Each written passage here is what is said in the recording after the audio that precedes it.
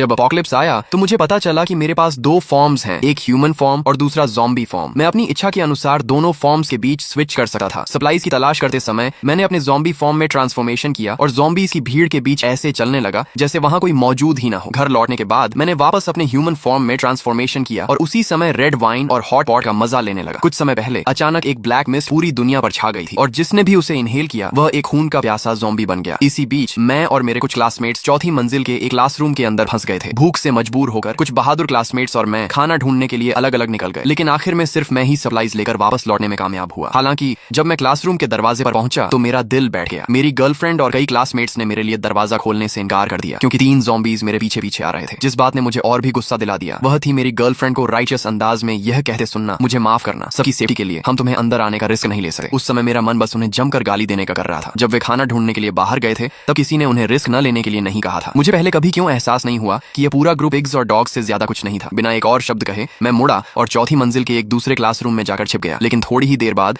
वे तीनों ज़ॉम्बीज वहां भी पहुंच गए। बिना हेजिटेशन के मैंने खाना ज़ॉम्बीज की तरफ फेंका, पलटा, अगले क्लासरूम का दरवाजा खोला और तुरंत उसे अपने पीछे लॉक कर दिया। अपने शरीर को दरवाजे से लगाकर मैं पूरी ताकत से उसे बंद रखने की कोशिश करने लगा। कमरे के अंदर जोर जोर की बैंगिंग की आवाज गूंजने लगी क्योंकि ज़ॉम्बीज बार बार अपने सिर दरवाजे पर पटक रहे थे। अगले क्लासरूम पर हमला इसलिए नहीं हुआ था क्योंकि वहां मौजूद लोगों ने टेप से दरवाजे के आसपास की दरारों को सील कर दिया था और किताबों के फटे हुए पेजेस से विंडोज को ढक दिया था। उन्हें पता चल चुका था कि ज़ॉम्बीज सभी नियर साइटेड थे और इंसानों का शिकार करने के लिए सिर्फ स्मेल और हियरिंग पर डिपेंड करते थे। लेकिन मेरे पास टेप नहीं थी और दरवाजे को सील करने में मदद करने वाला भी कोई नहीं था। मुझे अकेले ही उस प्रेशर को सहना पड़ा। तभी 2 और ज़ॉम्बीज उस अटैक में शामिल हो गए। अब मैं ज्यादा देर तक टिक नहीं सका। एक जोरदार क्रैश के साथ मैं जमीन पर गिरा दिया गया। मैंने उठकर भागने की कोशिश की लेकिन मैं एक कदम पीछे रह गया। 5 ज़ॉम्बीज ने पीछे से मुझ पर छलांग लगा दी और उनमें से एक ने तुरंत मेरी गर्दन से मांस का एक बड़ा टुकड़ा नोच लिया। उस पल मेरा दिल अनविलिंगनेस से भर गया। बेहोश होने से पहले के आखिरी पलों में मुझे अपने पेरेंट्स और अपने भाई का ख्याल आया और मैं सोचने लगा कि वे कैसे होंगे। समय बीता गया और अचानक मेरी अनकॉन्शियस माइंड में एक आवाज गूंजने लगी। वह आवाज बेहद एंशिएंट लग रही थी, मानो उसने अनगिनत एजेस को पार कर लिया हो। यिन यांग हेवन तुम्हें ट्रांसफॉर्मेशन की शक्ति प्रदान करता है। आवाज के फेड होते ही मैं अचानक कोमा से जाग गया। खड़े होने के बाद मैंने चारों तरफ देखा लेकिन आसपास मुझे कोई भी नजर नहीं आया। अपना सिर हिलाते हुए मुझे आखिरकार याद आया कि उसी दिन पहले ज़ॉम्बीज ने मुझ पर हमला किया था। कंफ्यूज्ड होकर मैंने अपने हाथों को उठाकर उन्हें ध्यान से देखा लेकिन तभी मुझे पता चला कि वे बिल्कुल भी अलग नहीं दिख रहे थे। ये देखकर मेरा मन गाली देने का हुआ लेकिन मैंने पाया कि मैं बिल्कुल भी बोल नहीं सका था। मैं केवल मन ही मन आह भर सका था। तभी मुझे अचानक कुछ अजीब महसूस हुआ। मेरे पास अभी भी ह्यूमन कॉन्शियसनेस मौजूद थी। मैं साफ साफ सोच सका था, ब्लैक बोर्ड पर लिखे कैरेक्टर्स को पहचान सका था और यहाँ तक कि मल्टीप्लिकेशन, निमोनिक्स और 300 टैंग पोएम्स भी याद कर सका था। यह एहसास होते ही मैं एक्साइटमेंट से भर गया। मैं लगभग वहीं उछल पड़ा। मैंने जल्दी से अपना थोड़ा स्टिफ हाथ उठाया और अपनी गर्दन को छुआ। स्मूथ स्किन की जगह मुझे फटी हुई मसल टिश्यू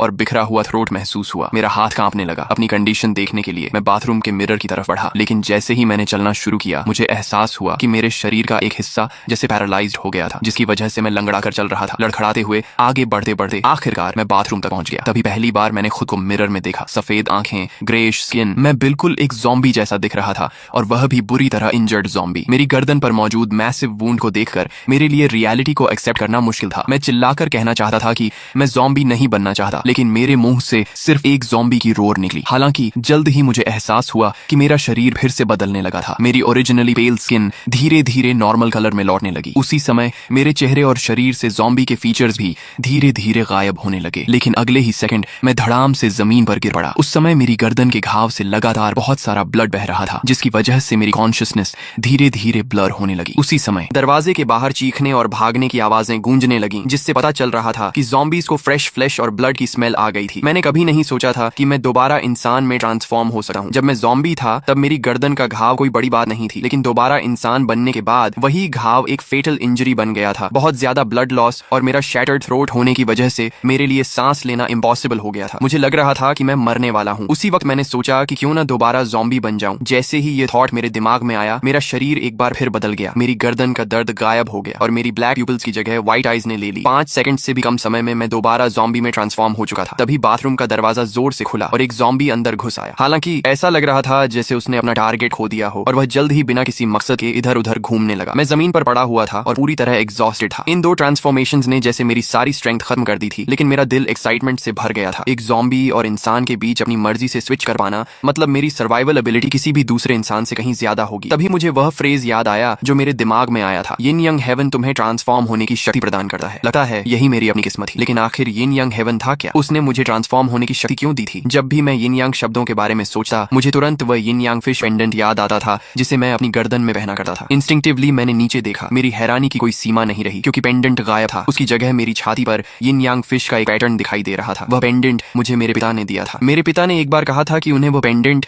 एक मीटियोराइट क्रेटर के अंदर संयोग से मिला था। अब ऐसा लग रहा था कि उसमें जरूर कुछ अनयूजुअल था। मैंने मन ही मन कसम खाई कि एक दिन मैं इसके पीछे की सच्चाई जरूर पता लगाऊंगा। लेकिन अभी सबसे इंपॉर्टेंट था सर्वाइव करना और अपने परिवार को ढूंढना। इसके बाद मैं सोचने लगा कि अपनी इंजरीज को कैसे हील करूं और खुद को ज्यादा स्ट्रॉन्ग कैसे बनाऊं। अचानक मेरे दिमाग में एक आंसर आया। किसी ज़ॉम्बी को मारने के बाद मैं अपनी उंगली से उसकी कॉर्प्स को टच करके ब्लड एनर्जी और प्यूरिफिकेशन सोर्स एनर्जी अब्सॉर्ब कर सकता था और खुद को स्ट्रॉन्ग बना सकता था। ये नॉलेज मुझे बिल्कुल नेचुरल लग रही थी, जैसे ये हमेशा से मेरे दिमाग में मौजूद हो। ठीक वैसे ही जैसे प्यास लगने पर पानी पीना अपने आप पता होता है, मैं भी पास में पड़ी एक ज़ॉम्बी कॉर्प्स की तरफ मुड़ गया। उस ज़ॉम्बी को पहले ही किसी और ने मार दिया था। मैं लड़खड़ाते हुए उसके पास पहुंचा और अपनी इंडेक्स फिंगर उसके चेहरे पर रख दी। तुरंत ही इलेक्ट्रिसिटी जैसी एनर्जी मेरी उंगली के जरिए मेरे शरीर के अंदर प्रवेश करने लगी। इस सेंसेशन ने मुझे बेहद प्लेजर का एहसास कराया। उसी समय मेरी गर्दन के घाव के आसपास ग्रैन्युलेशन टिश्यू बनने लगा। सिर्फ कुछ सेकंड्स के अंदर मेरी इंजरी लगभग पूरी तरह हील हो गई। मेरी स्ट्रेंथ और एजिलिटी थोड़ी बढ़ गई और यहाँ तक कि मेरी भूख भी गायब हो गई। ये तो परफेक्ट था। मुझे ज़ॉम्बीज या इंसानों को खाने की कोई जरूरत नहीं थी। मुझे सिर्फ किसी कॉर्प्स को टच करके उसकी एनर्जी अब्सॉर्ब करनी थी। उस वक्त मेरे दिल में स्ट्रॉन्ग बनने की जबरदस्त डिजायर पैदा हो गई। सिर्फ स्ट्रॉन्ग बनकर ही मैं इस एपोकलिप्स में ज्यादा लंबे समय तक सर्वाइव कर सकता था। मैं बाथरूम से बाहर निकला, पास में पड़ी एक फायर एक्स ढूंढी और अपनी स्लॉटर शुरू करने के लिए तैयार हो गया। हालांकि जब मैं उस क्लासरूम के पास से गुजर रहा था जहां मेरी गर्लफ्रेंड छिपी हुई थी, तभी मैं अचानक रुक गया। दरवाजा खुला हुआ था। क्यूरियस होकर मैं अंदर चला गया। तभी मुझे पता चला कि वहां मौजूद सभी क्लासमेट्स ज़ॉम्बीज में बदल चुके थे। मूनलाइट के नीचे पूरा फ्लोर डिब्री से भरा हुआ था। वहां का सीन देखकर लग रहा था कि उनके ट्रांसफॉर्म होने से पहले फूड को लेकर उनके बीच कॉन्फ्लिक्ट हुआ था। मैंने ज़ॉम्बीज के उस ग्रुप में तलाश शुरू की और आखिरकार अपनी एक्स गर्लफ्रेंड को भी ढूंढ लिया। मुझे उम्मीद नहीं थी कि मुझे मरने के लिए छोड़ देने के बाद भी वह खुद सर्वाइव नहीं कर पाएगी। मेरे दिल में मौजूद हेट्रेड धीरे धीरे खत्म हो गई। इसके बाद मैं एक मोटे ज़ॉम्बी के पास गया और अपनी इंडेक्स फिंगर से उसे टच किया, लेकिन कुछ भी नहीं हुआ। ऐसा लग रहा था कि मैं सिर्फ उन्हीं ज़ॉम्बीज से एनर्जी अब्सॉर्ब कर सकता था जिन्हें मैंने खुद मारा हो। ये समझने के बाद मैं चुपचाप उस मोटे ज़ॉम्बी के पीछे पहुंचा और फायर एक्स को उसके सिर के पीछे पूरी ताकत से दे मारा। वह ज़ॉम्बी जमीन पर गिर पड़ा। मैंने तुरंत अपनी इंडेक्स फिंगर आगे बढ़ाई और दोबारा कोशिश की। वही फेमिलियर प्लेजर की लहर मेरे शरीर में दौड़ गई। मेरी गर्दन के घाव के ऊपर दिखाई देने वाले फ्लैश बर्ड्स तेजी से ग्रो होने लगे। कुछ ही पलों में मेरी इंजरी पूरी तरह हील हो गई और अपनी ओरिजिनल स्टेट में वापस आ गई। इसके बाद मैंने क्लासरूम में मौजूद सभी ज़ॉम्बीज को खत्म कर दिया और उनकी ब्लड एनर्जी और सोर्स एनर्जी अब्सॉर्ब कर ली। उसके बाद मैंने अपनी एक्स उठाई और पूरी मंजिल को स्वीप करना शुरू कर दिया। मैं ज़ॉम्बीज को स्लॉटर करते हुए उसी समय उनकी एनर्जी भी अब्सॉर्ब करता जा रहा था। हालांकि मैं पूरी तरह एग्जॉस्टेड महसूस कर रहा था, फिर भी मैं आगे बढ़ता रहा। कुछ ही समय में मैंने पूरी चौथी मंजिल को क्लियर कर दिया और यहाँ तक कि खुद को भी साफ कर लिया। अगर उस वक्त कोई मुझे देखता तो वह मुझे ज़ॉम्बी से कभी एसोसिएट नहीं करता। इसके बाद मैं तीसरी मंजिल पर गया और उसी डेडली कॉम्बिनेशन को दोहराना शुरू कर दिया, जिसमें ज़ॉम्बीज को स्लैश करना और उनकी एनर्जी ड्रेन करना शामिल था। जब तक पूरी सुबह बीत चुकी थी तब तक मैंने टीचिंग बिल्डिंग के सभी ज़ॉम्बीज को क्लियर कर दिया था। कुल मिलाकर मैंने अब्सॉर्ब किया 229 ज़ॉम्बीज की एनर्जी अब्सॉर्ब की थी। इसके परिणाम स्वरूप मेरी स्ट्रेंथ और स्पीड दोनों दोगुनी हो गई थी। हालांकि अब ज़ॉम्बी में ट्रांसफॉर्म होना मेरे लिए खतरनाक नहीं रह गया था, फिर भी मुझे ज्यादा देर तक उस फॉर्म में रहने को लेकर बेचैनी महसूस होती थी। इसी वजह से मैंने तुरंत एक सेफ प्लेस ढूंढने का फैसला किया जहां मैं वापस अपने ह्यूमन फॉर्म में आकर आराम कर सकूं। आखिरकार मैं पहली मंजिल पर मौजूद सुपरमार्केट में पहुंच गया। अंदर मिली टेप का इस्तेमाल करके मैंने डोर्स के आसपास मौजूद हर गैप को सावधानी से सील कर दिया। फिर मैंने कई एक्स्ट्रा करिकुलर एक्सरसाइज बुक्स के पेजेस फाड़े और उनका इस्तेमाल डोर्स और विंडोज को ढकने के लिए किया। सब कुछ तैयार हो जाने के बाद मैंने तुरंत अपना ध्यान केंद्रित किया। कुछ ही सेकंड्स के अंदर मेरा पूरा शरीर बदलने लगा और मैं एक खूंखार ज़ॉम्बी से वापस एक नॉर्मल इंसान में ट्रांसफॉर्म हो गया। हालांकि ह्यूमन फॉर्म में वापस आने के बाद मुझे अपनी सारी पावर गायब होती हुई महसूस हुई। ऐसा लग रहा था जैसे मेरा ज़ॉम्बी फॉर्म पूरी तरह एक अलग बॉडी के रूप में मौजूद हो। फिर भी मैंने एक इंटरेस्टिंग बात नोटिस की। अब मेरे पेट में बिल्कुल भी भूख महसूस नहीं हो रही थी। ऐसा लग रहा था कि मेरे ह्यूमन फॉर्म और ज़ॉम्बी फॉर्म में वही न्यूट्रिएंट्स या शायद वही एनर्जी रिजर्व्स शेयर होते थे। फिर भी भूख न लगने का मतलब ये नहीं था कि मैं पूरी तरह फूड को इग्नोर कर सकता था। इसलिए मैंने मिल्क की एक बॉटल खोली और उसे एक ही सांस में पी गया। फिर मैंने ब्रेड का एक टुकड़ा उठाया और उसके कई बड़े बाइट्स लिए। अच्छी बात यह थी कि मेरा सेंस ऑफ टेस्ट अभी भी इंटैक्ट था। मैं अब भी खाने की स्वीट अरोमा और फ्लेवर को एंजॉय कर सकता था। जैसे ही मैं अपना खाना जल्दी जल्दी खा रहा था तभी अचानक बाहर से एक ब्रॉडकास्ट की आवाज गूंजने लगी। उस अनाउंसमेंट में सभी बचे हुए टीचर्स और स्टूडेंट्स को जल्दी से स्कूल के फ्लैग रेजिंग प्लेटफॉर्म पर इकट्ठा होने का आदेश दिया गया था। हम new Taipei city temporary rescue team हैं। ये शब्द सुनते ही मेरे माथे पर शिकन आ गई। मुझे हैरानी हुई कि रेस्क्यू टीम इतनी जल्दी पहुंच गई थी। मैं तुरंत खड़ा हुआ, दरवाजे पर लगे एक्सरसाइज पेपर का एक कोना उठाया और बाहर झांक कर देखा। 20 से ज्यादा लोग सावधानी से कैंपस के अंदर आगे बढ़ रहे थे। उनमें से हर एक के पास अलग अलग तरह के फायर आर्म्स थे। उनमें से एक व्यक्ति मेगाफोन पकड़े हुए था और लगातार अनाउंसमेंट दोहरा रहा था। मैं तुरंत समझ गया, शायद यही शहर की आखिरी बची हुई आर्म्ड फोर्स थी और वे मुख्य रूप से स्कूल में फंसे बच्चों को रेस्क्यू करने आए थे। तभी अचानक भूरे बालों वाली एक खूबसूरत लड़की चिल्लाते चिल्लाते हुए आगे की तरफ दौड़ी। डैड! उसे देखते ही रेस्क्यू टीम का एक मेंबर तुरंत उसकी तरफ दौड़ा। उस आदमी का शरीर कांप उठा और उसने अपनी बेटी को कसकर गले लगा लिया। भगवान का शुक्र है, मेरी बेटी अभी भी जिंदा है। मैंने उस लड़की को तुरंत पहचान लिया। वह लिन शेनशेन थी, स्कूल की सबसे खूबसूरत स्टूडेंट और स्कूल के टॉप अचीवर्स में से एक। तभी एक और टीचर कई स्टूडेंट्स के साथ टीचिंग बिल्डिंग से बाहर निकल आया। उनके पीछे एक दर्जन से ज्यादा ज़ॉम्बीज उनका पीछा कर रहे थे। रेस्क्यू टीम ने तुरंत फायरिंग शुरू कर दी। कुछ ही पलों में ज़ॉम्बीज को गोली मारकर गिरा दिया गया। हालांकि गन फायर की आवाज ने आसपास के इलाके से और भी ज्यादा ज़ॉम्बीज को आकर्षित कर लिया। जल्द ही अनगिनत ज़ॉम्बीज स्कूल की तरफ इकट्ठा होने लगे। बढ़ते खतरे को देखते हुए रेस्क्यू टीम में मौजूद एक मिडिल एज्ड आदमी ने तुरंत सभी को सेफ जोन की तरफ रिट्रीट करने का आदेश दिया। जैसे ही मैंने सेफ जोन शब्द सुना, मैं बेचैन हो गया। क्या उन्होंने पहले ही सर्वाइवर्स के लिए कोई बेस बना लिया था? क्या मेरे माता पिता और मेरा छोटा भाई भी वहां हो सकते थे? मैंने आगे कुछ सोचे बिना दरवाजा धक्का देकर खोला और बाहर की तरफ दौड़ पड़ा। जैसे जैसे गन फायर तेज होती गई, ज़ॉम्बीज एक के बाद एक गिरते जा रहे थे, लेकिन उनकी जगह और भी ज्यादा ज़ॉम्बीज लगातार सामने आते जा रहे थे। मेरा दिल अचानक बैठ गया। मुझे एहसास हुआ कि मैंने बहुत जल्दबाजी कर दी थी और मुझे इतनी लापरवाही से बाहर नहीं निकलना चाहिए था। उसी समय अचानक ऊपर की मंजिलों पर मौजूद ज़ॉम्बीज ने विंडोज को तोड़ दिया और ऊपर से ऐसे गिरने लगे जैसे किसी बर्तन से डंपलिंग्स नीचे गिर रहे हों। हालांकि गिरने के कारण उनकी कई हड्डियां टूट गई थीं, फिर भी वे उठकर खड़े होने के लिए स्ट्रगल करने लगे और तुरंत आसपास मौजूद इंसानों पर हमला करने लगे। मेरी किस्मत खराब थी। ऊपर से गिरने वाले ग्लास का एक टुकड़ा मेरे आर्म को काटते हुए निकल गया। लिन शेनशेन की हालत तो और भी खराब थी। ग्लास का एक बड़ा टुकड़ा उसके राइट फुट में घुस गया, जिसकी वजह से वह जमीन पर गिर पड़ी और हिल भी नहीं पा रही थी। लेकिन सबसे बदकिस्मत लिन शेनशेन के पिता थे, क्योंकि एक रोलिंग ज़ॉम्बी ने उनके एंकल पर अपने दांत गड़ा दिए। बाइट मार्क देखते ही उनके चेहरे का एक्सप्रेशन डार्क हो गया। बिना किसी हिचकिचाहट के उन्होंने अपनी गन के बट से उस ज़ॉम्बी का सिर फोड़ दिया। इसके बाद उन्होंने तुरंत एक डिसीजन लिया। उन्होंने अपनी राइफल लिन शेनशेन की तरफ फेंक दी। उसी समय उन्होंने अपनी पिस्टल मेरी तरफ उछाल दी। लिन शेनशेन के पिता ने मुझे अपनी बेटी को लेकर जल्दी से वहां से निकलने के लिए कहा, जबकि वह खुद पीछे रुकर हमारी रिट्रीट को कवर करने वाला था। लेकिन इससे पहले कि वह अपनी बात पूरी कर पाता, एक ज़ॉम्बी ने अचानक उसे जमीन पर गिरा दिया और उसकी गर्दन में अपने दांत गड़ा दिए। अपनी बेटी की तरफ देखते हुए उसकी आंखों में गहरी अनविलिंगनेस दिखाई दे रही थी। वह बहुत कुछ कहना चाहता था, लेकिन उसके मुंह से एक भी शब्द नहीं निकला। उसके खुले मुंह से सिर्फ खून बह रहा था। ये देखकर लिन शेनशेन पूरी तरह टूट गई और फूट फूट कर रोने लगी। उसी वक्त मुझे एक बात समझ आई। ह्यूमन फॉर्म में बिटन होने का मतलब निश्चित मौत था। मैंने अपने हाथ में पिस्टल को कसकर पकड़ लिया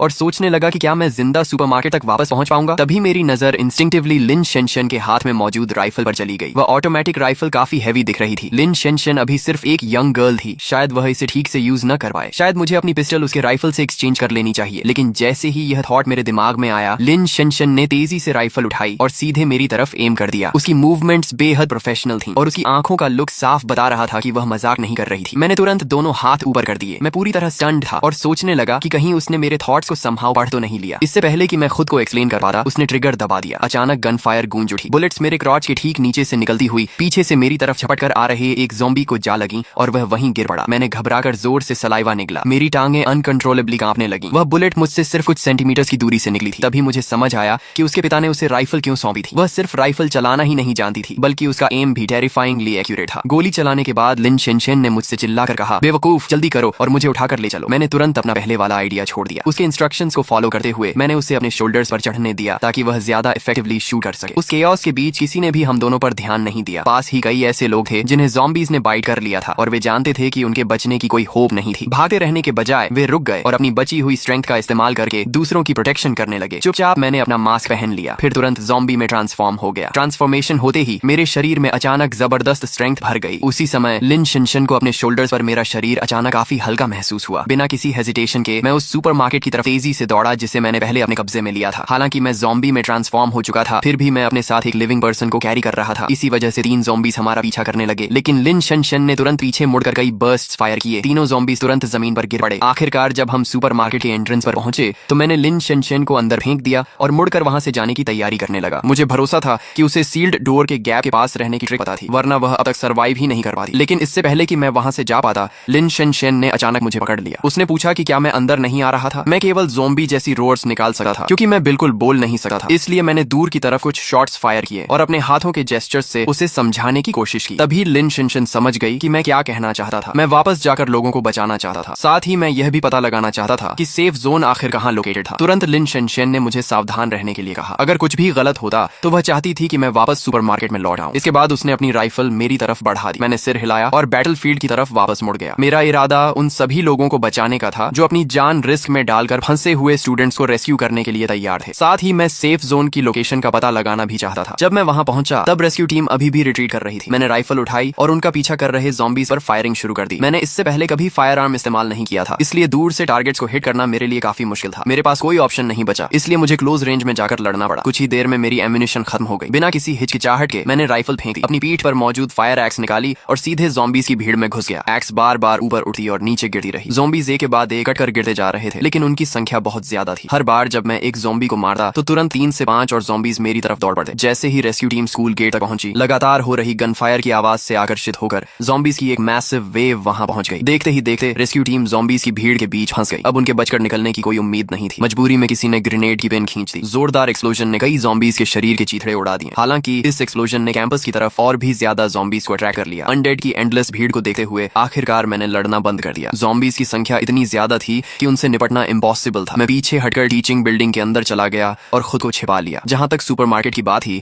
मैंने फिलहाल वहां वापस न जाने का फैसला किया। वहां फूड, वाटर, आयोडाइन, गॉज और कई तरह की मेडिकल सप्लाईज मौजूद थी। लिन शेंशन को वहां छोड़ना सबसे सेफ ऑप्शन था। बाहर जमीन पर 100 से ज्यादा ज़ॉम्बी कॉर्प्सेस बिखरी हुई थी। मैंने अभी तक उनमें से किसी की एनर्जी अब्सॉर्ब नहीं की थी। दिन के समय ऐसा करना बहुत डेंजरस था। दूसरे सर्वाइवर्स मुझे देख सकते थे। मैंने तब तक वेट करने का फैसला किया। रात होने तक इंतजार करने के बाद ही मैं उनकी एनर्जी अब्सॉर्ब करूंगा। मुझे कोई जल्दबाजी करने की जरूरत नहीं थी। आखिर मेरे अलावा डेड ज़ॉम्बीज़ के ढेर में और किसकी इंटरेस्ट होगी। मैं जानता था कि मुझे अपनी एबिलिटीज का सीक्रेट बनाए रखना होगा। बेहतर होगा कि मेरे पेरेंट्स को भी कभी इस सच्चाई का पता न चले। अपने परिवार का ख्याल आते ही मैं तुरंत एंग्शियस हो गया। मैं स्कूल के बैक गेट की तरफ बढ़ा ताकि वहां से बाहर निकल सकूं। लेकिन ज्यादा दूर जाने से पहले मेरी नजर पास में घूम रहे बुजुर्ग गेटकीपर पर पड़ी, जो अब एक ज़ॉम्बी बन चुका था। यह देखकर मैंने बिना किसी हिचकिचाहट के अपनी एक्स घुमा दी। उस बूढ़े आदमी को मारने और उसकी एनर्जी अब्सॉर्ब करने के बाद मैं बैक गेट से बाहर निकला और तेजी से अपने घर की तरफ दौड़ पड़ा। रेजिडेंशियल कम्युनिटी के पास पहुंचते ही मेरे दिमाग में अचानक एक थॉट आया। अगर मेरा परिवार अभी भी जिंदा था और घर पर ही रह रहा था तो 3 दिनों के बाद उनका जमा किया हुआ ज्यादातर फूड खत्म हो चुका होगा। इसी वजह से मैंने अपना रास्ता बदल लिया और कम्युनिटी के एंट्रेंस के पास मौजूद पेंग सिलाई सुपरमार्केट में घुस गया। अंदर का पूरा सीन अस्त व्यस्त था। हर तरफ फ्लोर पर फूड बिखरा हुआ था। कैशियर्स और कस्टमर्स सभी ज़ॉम्बीज़ में बदल चुके थे और आइल्स के बीच बिना किसी मकसद के घूम रहे थे। दूसरे सर्वाइवर्स के लिए यह जगह एक फॉरबिडन हिडन जोन थी। इसे हाइडिंग प्लेस के तौर पर इस्तेमाल करना तो दूर, यहाँ सप्लाईज की तलाश करना भी बहुत डेंजरस था। लेकिन मेरे लिए यह किसी अबैंडन ट्रेजर ट्रोव से कम नहीं था। शॉपिंग कार्ट को धकेलते हुए मैंने कॉन्फिडेंस के साथ हर तरह के सप्लाईज चुनने शुरू कर दिए। जब भी कोई ज़ॉम्बी मेरा रास्ता रोकता, मैं बस अपना हाथ बढ़ाकर उसे एक तरफ धकेल देता। कुछ ही देर में मैं बड़ी मात्रा में फूड लेकर सुपरमार्केट से बाहर निकल आया। इसके बाद मैं रेजिडेंशियल कम्युनिटी में दाखिल हुआ और जल्द ही अपने अपार्टमेंट बिल्डिंग के एंट्रेंस पर पहुंच गया। उस वक्त मेरा दिल एंग्जाइटी से जोर जोर से धड़क रहा था। मैं बस यही उम्मीद कर रहा था कि मेरा परिवार सेफ हो। हालांकि जैसे ही अपार्टमेंट का दरवाजा खुला, मैं लगभग सीधे एक ज़ॉम्बी से टकरा गया। क्या वह पहली मंजिल पर रहने वाले मेरे सेकंड अंकल नहीं थे? बिना किसी हिचकिचाहट के मैंने अपना हाथ घुमाया। ज़ॉम्बी साफ तौर पर 2 टुकड़ों में कट गया। इस समय तक मेरी स्ट्रेंथ और स्पीड लगभग 4 एडल्ट्स की कंबाइंड पावर के बराबर हो चुकी थी। उसकी एनर्जी अब्सॉर्ब करने के बाद मैं सीढ़ियों से ऊपर चढ़ता रहा। लगभग हर फ्लोर पर ज़ॉम्बीज़ मौजूद थे। ऊपर जाते समय मैं उन्हें एक के बाद एक मारता गया। आखिरकार मैं 6th फ्लोर पर पहुंच गया। जैसे ही मेरी नजर अपने घर के सिक्योरिटी डोर पर पड़ी, मेरा शरीर अनकंट्रोलेबली कांपने लगा। हॉलवे में इतने सारे ज़ॉम्बीज़ मौजूद थे, इसका सिर्फ एक ही मतलब हो सकता था। या तो मेरा परिवार कभी वापस ही नहीं आया था, या फिर वे अपार्टमेंट से बाहर ही नहीं निकले थे। मैंने अपना मास्क उतारा और वापस ह्यूमन फॉर्म में ट्रांसफॉर्म हो गया। फिर मैंने अपनी की निकाली और दरवाजा अनलॉक करने की कोशिश की। मेरी हैरानी की कोई सीमा नहीं रही, क्योंकि दरवाजा अंदर से लॉक था। मेरी हार्ट बीट तुरंत तेज हो गई। मैंने धीरे से 2 बार दरवाजा नॉक किया। अंदर से कोई रिस्पॉन्स नहीं आया। अगर अपार्टमेंट के अंदर ज़ॉम्बीज़ होते तो आवाज सुनते ही वे दरवाजे से टकराने लगे। कोई रिस्पॉन्स न मिलने का कम से कम एक मतलब था, अंदर कोई ज़ॉम्बी नहीं था। एक गहरी सांस लेते हुए मैंने आवाज लगाई, डैड, मॉम, शॉफे, मैं हूँ, मैं वापस आ गया हूँ। थोड़ी देर बाद लॉक खुलने की आवाज आई। दरवाजा खुला और एक टीनेज बॉय बाहर की तरफ दौड़ता हुआ आया। वह मेरा छोटा भाई लिन फेई था। हालांकि लिन फेई मुझसे 2 साल छोटा था, लेकिन वह मुझसे आधा सिर लंबा और काफी ज्यादा मजबूत था। शायद इसलिए क्योंकि वह एक एथलीट था। उसके तुरंत बाद मेरे पेरेंट्स लिंदा लेई और वांग फंग भी जल्दी से बाहर आ गए। दोनों के चेहरे पर एंग्जाइटी और चिंता साफ दिखाई दे रही थी। उन्होंने तुरंत मुझसे पूछा कि पिछले कुछ दिनों से मैं कहाँ था और मैं वापस कैसे लौट आया। मैंने कामली वही एक्सक्यूज इस्तेमाल किया जो मैंने पहले से तैयार करके रखा था। मैंने उन्हें बताया कि मैं स्कूल के सुपरमार्केट के अंदर फंस गया था और ज़ॉम्बीज़ से सावधानी पूर्वक बचते हुए किसी तरह वहां से निकल पाया। लिन फेई से मुझे पता चला कि मेरा परिवार पहले ही 2 दिनों से भूखा था। अपने पेरेंट्स के पतले हो चुके चेहरों को देखकर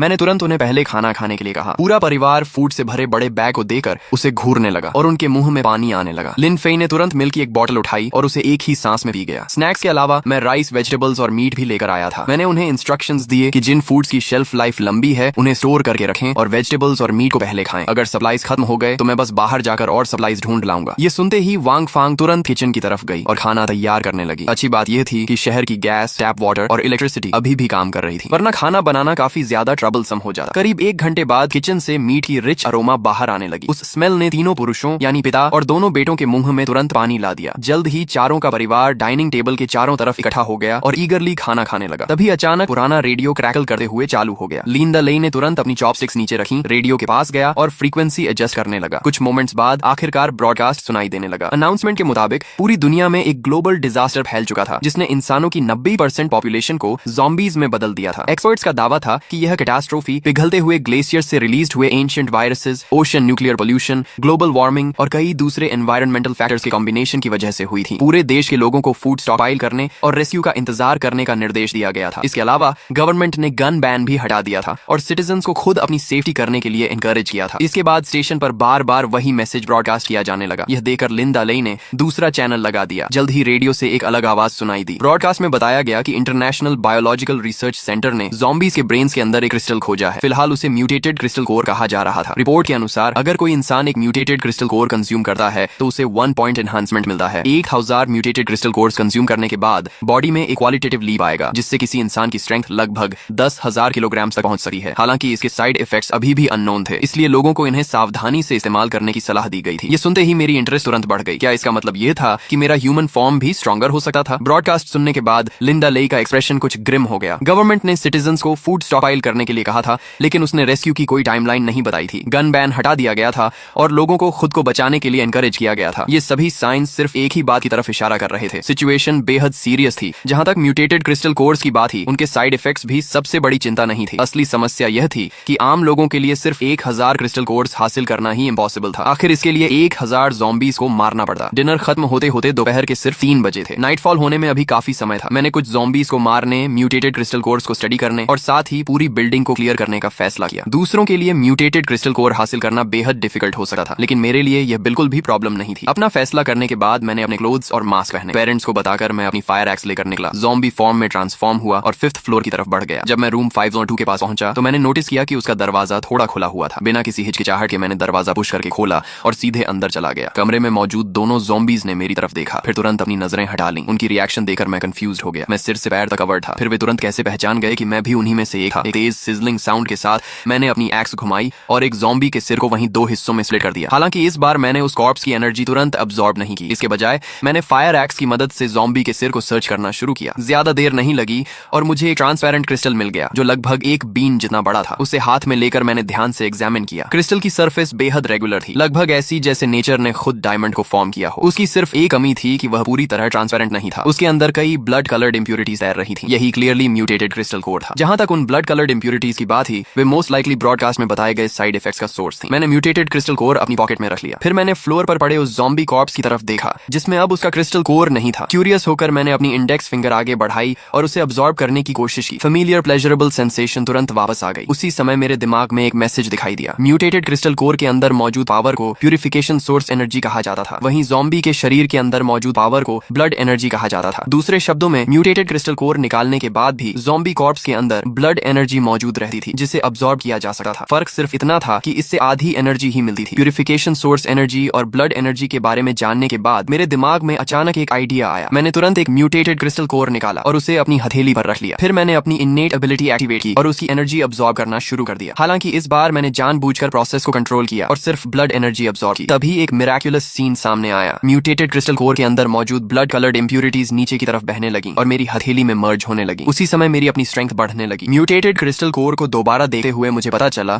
कि उसके अंदर एक भी इंप्यूरिटी बाकी नहीं बची थी। क्रिस्टल पूरी तरह क्लियर हो चुका था। मेरे होंठों के कोने पर एक स्माइल आ गई। अब मैं और मेरा परिवार म्यूटेटेड क्रिस्टल कोर्स को बिना किसी साइड इफेक्ट्स की चिंता किए अब्सॉर्ब कर सकते थे। इसके बाद मैंने बचे हुए ज़ॉम्बी के सारे दांत निकाल दिए और उसे अपने अपार्टमेंट के सामने वाले रूम 601 के अंदर लॉक कर दिया। फिर मैं वापस अपने ह्यूमन फॉर्म में ट्रांसफॉर्म हो गया। घर की तरफ जाते हुए मैंने अपने छोटे भाई लिन फेई को आवाज लगाई और उसे फायर एक्स थमा दी। मैंने काल्मली पूछा, क्या तुम ज़ॉम्बी को मारने की हिम्मत रखते हो? ये सवाल सुनते ही लिन फेई ने तुरंत एक्साइटमेंट में सिर हिला दिया। फिर उसने फर्मली कहा कि हाँ, वह ऐसा कर सकता है। बिना एक और शब्द गंवाए मैंने रूम 6 और 1 का दरवाजा खोला और अपने छोटे भाई को सीधे अंदर धकेल दिया। इससे पहले कि लिन फे कुछ समझ पाता, खून से लथपथ एक ज़ॉम्बी अचानक उसकी तरफ झपट पड़ा। उस टेरिफाइंग सीन ने लगभग उसकी जान ही निकाल दी। अपने छोटे भाई को कमरे के अंदर धकेलने के बाद मैंने दरवाजा बंद कर दिया और बाहर खड़े होकर इंतजार करने लगा। बिना दांतों वाला ज़ॉम्बी किसी कुत्ते से भी कम खतरनाक था। मुझे भरोसा था कि लिन फे उसे हैंडल कर सकता था। उसी समय कमरे के अंदर से लिन फे की मदद के लिए चीखने की आवाजें आने लगी। मैंने उसे पूरी तरह इग्नोर कर दिया। कुछ ही देर बाद अंदर से मीट काटने की आवाज आने लगी। ये सुनकर मैं तुरंत रिलैक्स हो गया। मैंने जल्दी से दरवाजा खोला। जैसे ही मैं अंदर गया मैंने देखा कि लिन फेई पूरा खून से ढका हुआ था और दांत भींचकर मुझे घूर रहा था। ब्रो, इस ज़ॉम्बी के तो एक भी दांत नहीं है। ये सुनकर मैं मुस्कुराया। मैंने ही इसके सारे दांत निकाल दिए थे, वरना तुम जैसे रेकलेस रुकी को मैं अंदर जाने की हिम्मत कैसे करता। तभी अचानक नीचे से ज़ॉम्बीज की दहाड़ें सुनाई देने लगी। ऐसा लग रहा था कि दोनों भाइयों के मास्क की स्मेल ने उन्हें अट्रैक्ट कर लिया था। मैंने तुरंत लिन फेई से फायर एक्स वापस ले ली। फिर मैंने अपने छोटे भाई से कहा कि वह पहले घर चला जाए, जबकि मैं आने वाले ज़ॉम्बीज को हैंडल करूंगा। खुद एक ज़ॉम्बी को मारने के बाद लिन फेई को आखिरकार समझ आया कि ये ज़ॉम्बीज कितने ट्रबलसम थे। वह बर्डन नहीं बनना चाहता था, इसलिए डिसाइसिवली वापस घर चला गया। इसके बाद मैंने अपना मास्क पहना और ज़ॉम्बी फॉर्म में ट्रांसफॉर्म हो गया। मेरी तरफ तेजी से आ रहे पांचों ज़ॉम्बीज मेरे लिए बिल्कुल भी थ्रेट नहीं थे। मैंने आसानी से उन्हें एक के बाद एक काट कर गिरा दिया। पहले की तरह उसी मेथड को फॉलो करते हुए मैंने उनकी ब्लड एनर्जी अब्सॉर्ब कर ली। म्यूटेटेड क्रिस्टल कोर्स को प्यूरिफाई करने के बाद आखिरकार मैं घर लौट आया। जब वंग फांग ने मुझे खून से लथपथ अंदर आते देखा तो वह तुरंत मेरे लिए क्लीन क्लोथ्स लेने दौड़ी। हालांकि मैंने हाथ हिलाकर उसे मना कर दिया। मैंने बताया कि मैं बाद में उसी रात फिर से बाहर जाने वाला था। नाइटफॉल होते ही पूरा परिवार डिनर के लिए टेबल के चारों तरफ इकट्ठा हो गया। तभी एक बार फिर रेडियो ब्रॉडकास्ट शुरू हो गया। इंटरनेशनल बायोलॉजिकल रिसर्च सेंटर ने अनाउंस किया कि म्यूटेटेड क्रिस्टल कोर्स को कंज्यूम करने से फिजिकल फिटनेस में क्वालिटेटिवली ट्रिगर हो सकता है। जो इंसान इस ट्रांसफॉर्मेशन को हासिल कर लेते थे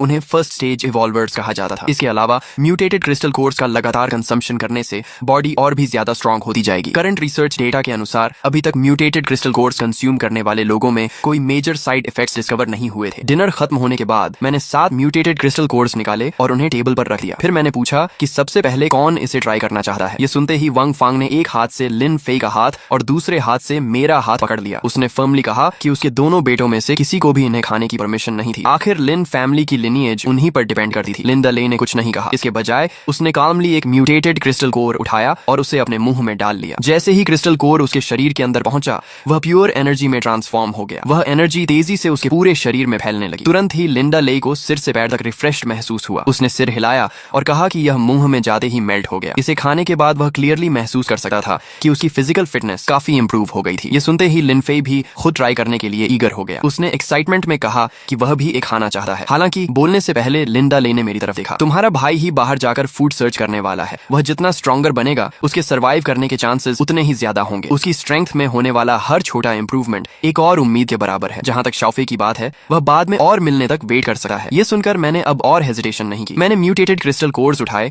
और उन्हें एक के बाद एक ऐसे अपने मुंह में डालने लगा जैसे पीनट्स खा रहा हूँ। जैसा एक्सपेक्टेड था वे तुरंत मेल्ट हो गए। उन्हें कंज्यूम करने के बाद मुझे सच में रिफ्रेश महसूस हुआ। हालांकि इफेक्ट उतना ड्रामेटिक नहीं था जितना मेरे पिता ने बताया था। मेरी स्ट्रेंथ जरूर थोड़ी बढ़ी थी। मेरे एस्टिमेशन के मुताबिक हर क्रिस्टल कोर ने मेरी स्ट्रेंथ में लगभग 3 से 5 जिन का इंक्रीज किया था। उन्हें खत्म करने के बाद मैंने अपनी फायर एक्स उठाई और बाहर निकलने की तैयारी की। ओरिजिनली मेरा प्लान पूरी तरह स्कूल तक दौड़कर जाने का था, लेकिन सोचने के बाद मुझे लगा कि यह बहुत स्लो होगा, इसलिए मैंने एक बाइसिकल ढूंढ ली। शुरुआत में मेरी मूवमेंट्स थोड़ी स्टिफ और ऑकवर्ड थी। हालांकि जितना ज्यादा मैं बाइसिकल चलाता गया मेरी मूवमेंट्स उतनी ही स्मूथ होती गई। जल्द ही मैं इंप्रेसिव स्पीड से चलने लगा। मुझे अचानक यह सिचुएशन काफी अम्यूजिंग लगी। शायद पूरी दुनिया में मैं ही एक ऐसा ज़ॉम्बी था जो बाइसिकल चला सकता था। असल में अगर मेरा गोल सिर्फ ज़ॉम्बीज का शिकार करना और क्रिस्टल कोर्स कलेक्ट करना होता तो मैं सिटी में कहीं भी यह कर सकता था। मुझे स्पेसिफिकली स्कूल वापस जाने की जरूरत नहीं थी, लेकिन स्कूल अलग था। पहले रेस्क्यू टीम और 100 से ज्यादा ज़ॉम्बीज वहां हुई मैसिव बैटल के दौरान मारे गए थे। अगर मैं वापस जाता तो एक साथ उन सभी की एनर्जी अब्सॉर्ब कर सकता था और अपना बहुत सारा टाइम बचा सकता था। साथ ही मैं अपने परिवार की सेल्फ डिफेंस के लिए वेपन्स भी हासिल करना चाहता था। आखिर रेस्क्यू टीम अपने पीछे बड़ी संख्या में फायर आर्म्स और एम्यूनिशन छोड़ गई थी। आधे घंटे बाद मैं शाओचेंग नोबुवन हाई स्कूल पहुंच गया। उस वक्त पूरा कैंपस ज़ॉम्बीज से भरा हुआ था। मैं ज़ॉम्बीज से पूरी तरह घिरा हुआ था। यह नजारा बेहद टेरिफाइंग था। सबसे पहले मैं सुपरमार्केट की तरफ गया और यह देखकर रिलीव्ड हुआ कि उसका एंट्रेंस अभी भी पूरी तरह इंटैक्ट था। यह देखकर आखिरकार मुझे राहत मिली। कैंपस को घेर कर इतने सारे ज़ॉम्बीज मौजूद थे कि मैं लिन शनशन को एक लिविंग पर्सन के रूप में सेफली बाहर नहीं ले जा सकता था। इसके बजाय उसे सुपरमार्केट के अंदर छोड़ना ही सबसे सेफ चॉइस था। वहां प्लेंटी ऑफ फूड और वाटर मौजूद था, इसीलिए फिलहाल उसके सर्वाइवल को लेकर कोई चिंता नहीं थी। सब कुछ ठीक होने की कंफर्मेशन के बाद मैं उस जगह की तरफ बढ़ा जहां पहले रेस्क्यू टीम ने ज़ॉम्बीज के साथ बैटल की थी। वहां पहुंचकर मैंने एक एक करके ज़ॉम्बी कॉर्प्सेस की एनर्जी अब्सॉर्ब करना शुरू कर दिया। हालांकि इस बार मैंने म्यूटेटेड क्रिस्टल कोर्स निकालने की जहमत नहीं उठाई। इसके बजाय मैंने उन्हें ब्लड एनर्जी के साथ ही अब्सॉर्ब कर लिया। आखिर क्रिस्टल कोर्स निकालने में बहुत ज्यादा टाइम लग रहा था। मेरा करंट गोल पहले अपने ज़ॉम्बी फॉर्म को एक कंप्लीट एवोल्यूशन करवाना था। अंदर से मुझे एक स्ट्रॉन्ग फीलिंग हो रही थी जैसे ही मैं पर्याप्त प्यूरिफिकेशन सोर्स एनर्जी और ब्लड एनर्जी अब्सॉर्ब कर लूंगा मेरा ज़ॉम्बी फॉर्म एक क्वालिटेटिव ट्रांसफॉर्मेशन से गुजरेगा। इंसानों की तरह ही मैं भी एनर्जी अब्सॉर्ब करके इवॉल्व कर सकता था। 100 से ज्यादा ज़ॉम्बी कॉर्प्सेस अब्सॉर्ब करने के बाद मैंने अपनी पीठ पर बंधी फायर एक्स निकाली और अपना ध्यान उन लिविंग ज़ॉम्बीज की तरफ कर लिया। जल्द ही पूरा कैंपस स्कल्स के टूटने की लगातार आवाजों से गूंजने लगा। एक के बाद एक ज़ॉम्बी मेरी एक्स के नीचे गिरता गया। समय तेजी से बीता गया। सुबह करीब 4 या 5 बजे तक जब मैंने अपना 1000वां ज़ॉम्बी अब्सॉर्ब कर लिया। तभी कुछ अनएक्सपेक्टेड हुआ। मेरा पहले से नम ज़ॉम्बी बॉडी अचानक इंटेंस पेन से भर उठा। दर्द इतना सीवियर था कि मैं जमीन पर गिर पड़ा और अनकंट्रोलेबली हाउल्स करने लगा। ऐसा महसूस हो रहा था जैसे मेरे शरीर का हर सेल टूटकर पूरी तरह से फिर से रीऑर्गेनाइज हो रहा हो। दर्द इतना इंटेंस था